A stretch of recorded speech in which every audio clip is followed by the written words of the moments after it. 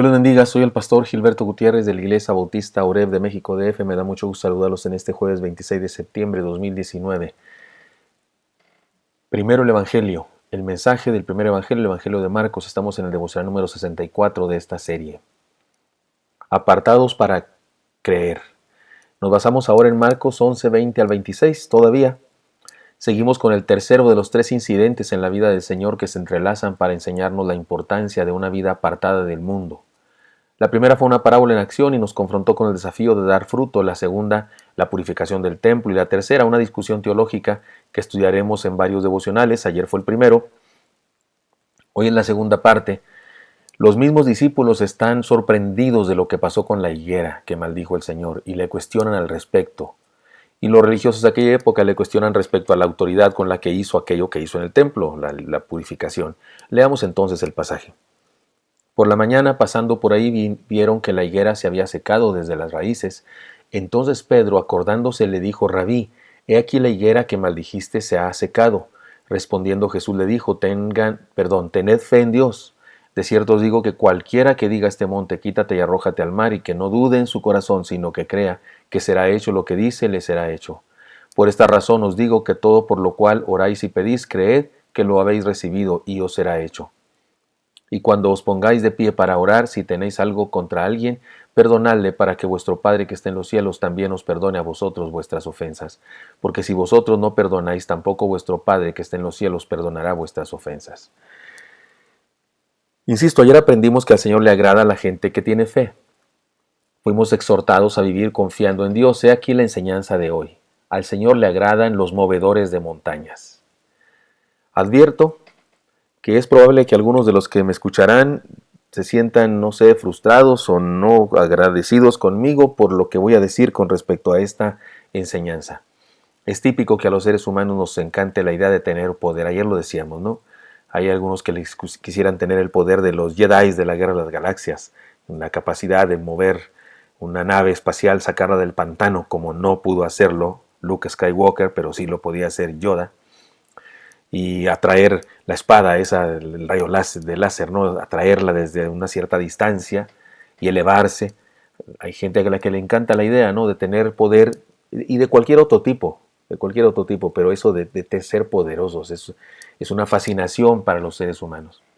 Y por eso la interpretación muy simplista y de muchas personas con respecto a esto es que sí, ciertamente el Señor nos dio un poder por medio de la fe, y que si creemos algo de veras con muchas ganas, lo creemos, lo podemos hacer como mover una montaña del lugar.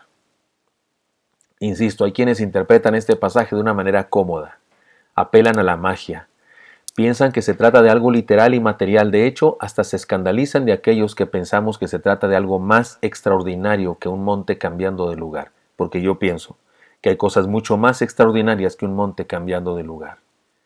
He visto vidas transformadas, he visto matrimonios restaurados, he visto personitas, lo contaba a ustedes hace unos devocionales, he visto personitas que han intentado quitarse la vida y de pronto la entregan a Jesús y viven de una manera plena y feliz, y eso, discúlpenme, eso es mucho más maravilloso que un cerro cambiando de lugar. Mucho más maravilloso que el cerro grande de mi tierra de Chihuahua yéndose al desierto de Mapimí.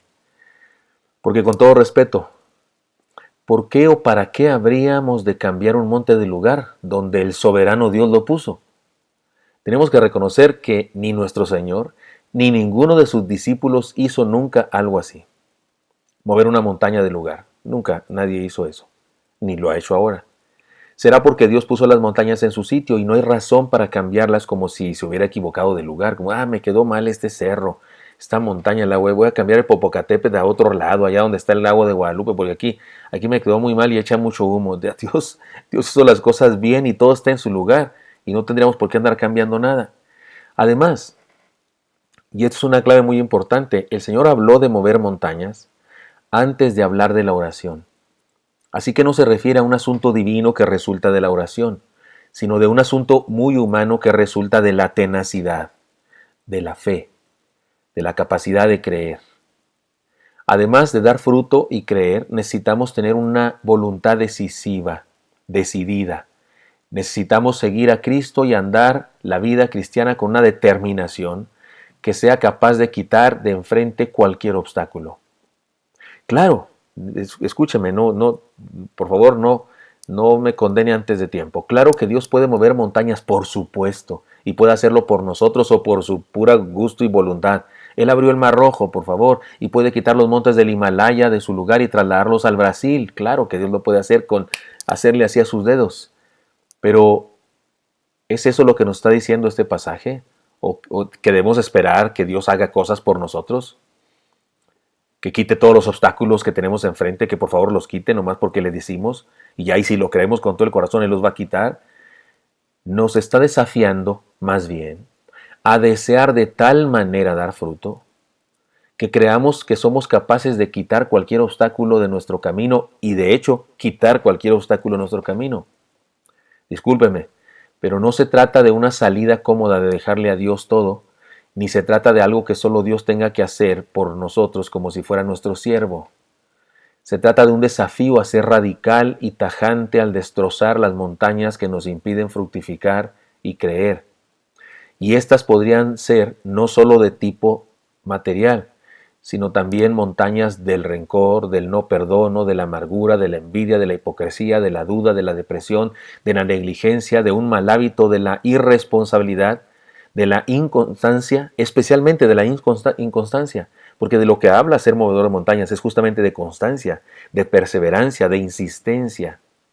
En resumen, ser un movedor de montañas es ser alguien con una decisión y una voluntad invencible.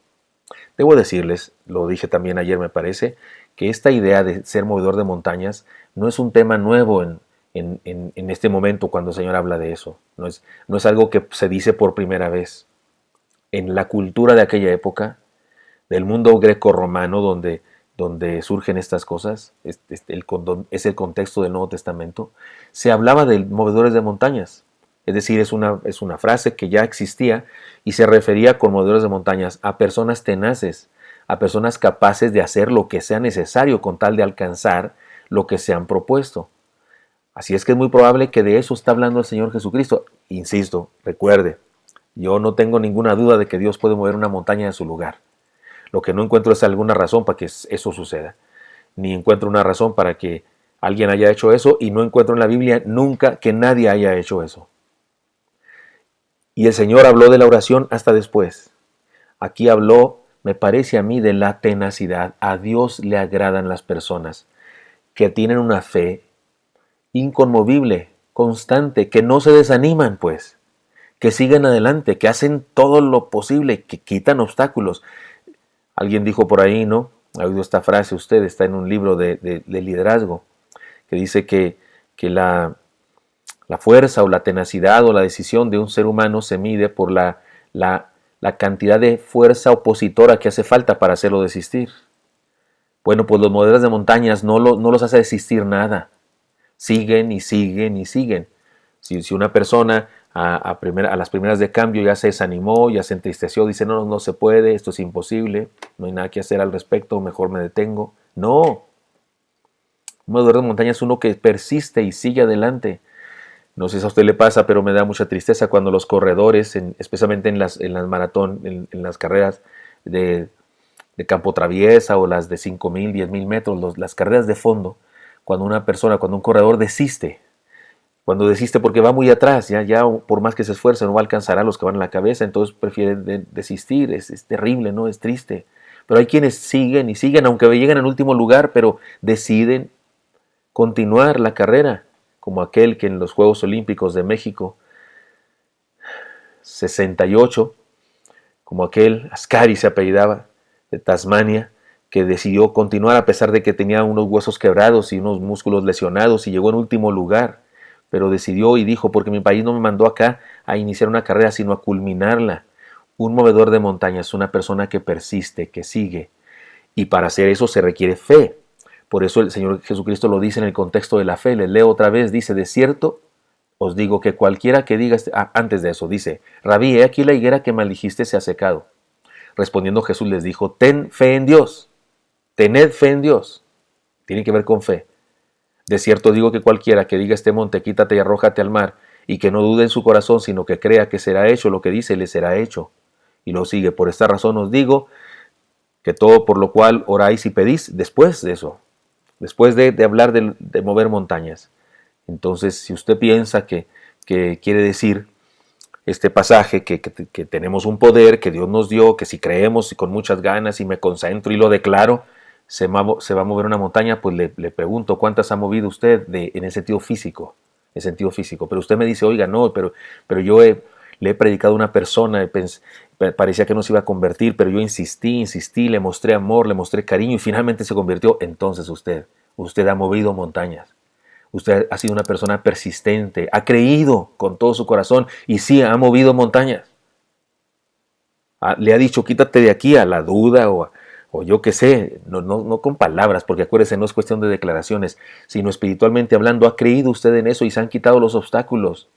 Y esa persona se convirtió, o usted consiguió un trabajo, o consiguió prepararse, capacitarse para una carrera en el deporte, o para un partido, o para conseguir un logro, un crecimiento en su trabajo, y usted quitó las montañas de enfrente porque persistió y persistió. Entonces sí, usted ha tenido fe, ha creído con todo su corazón, y ha sido un movedor de montañas. Pero no habla este pasaje de que la fe sea poderosa, y que es cuestión de concentrarnos y es cuestión de creerlo con todo el corazón. No, la fe no vale, lo he dicho varias veces aquí, sino por dónde se deposita. La fe necesita un punto de apoyo y este es Dios. Y cuando usted y yo creemos en Dios y por nuestra fe en Dios seguimos adelante y persistimos, entonces somos o nos convertimos en movedores de montañas. En resumen, ser un movedor de montañas, cosa que agrada a Dios, es ser alguien con una decisión y una voluntad invencible, porque tenemos fe en Dios y somos capaces de mover nuestra propia montaña. Espero que esto sea útil para usted y me encantaría encontrarlo el día de mañana. Y por cierto, duro con su montaña. Siga creyendo en Dios, siga confiando en Él y se moverá. Hasta pronto.